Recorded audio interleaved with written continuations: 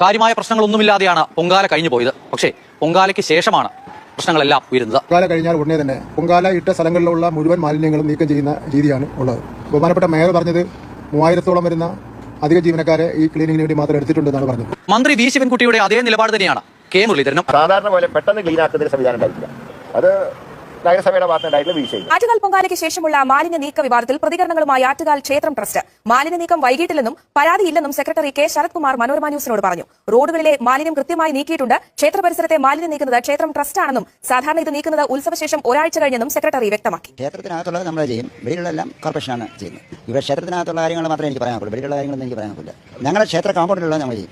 Corporation സഹകരിച്ചാൽ കോർപ്പറേഷനെ കൂടെ നിർത്തി നമ്മൾ ചെയ്യും.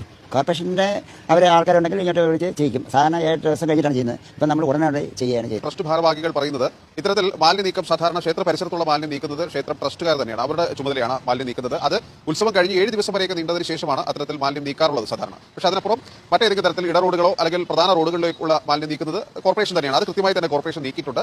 മറ്റേതെങ്കിലും തരത്തിൽ ഈ കോമ്പൗണ്ട്, അതായത് ആറ്റുകാൽ ക്ഷേത്ര പരിസരത്തുള്ള മാലിന്യം അങ്ങനെ കെട്ടിക്കിടക്കുന്ന ഒരു പ്രവണതയില്ല, അല്ലെങ്കിൽ അങ്ങനെ കിടക്കാറില്ല.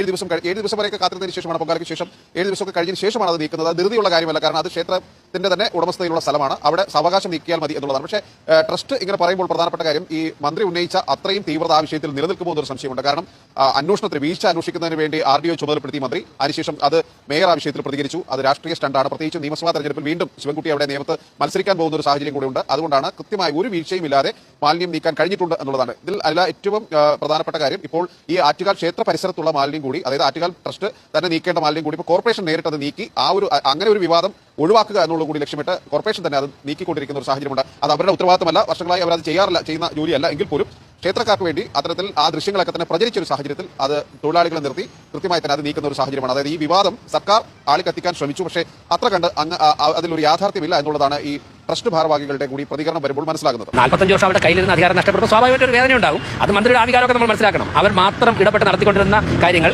ജനങ്ങൾ അവരുടെ കയ്യിൽ നിന്ന് മാറ്റി മറ്റൊരു ഘടകത്തെ ഏൽപ്പിക്കുമ്പോൾ അവർക്ക് കുറച്ച് വേദന വികാരമൊക്കെ ഉണ്ടാകും.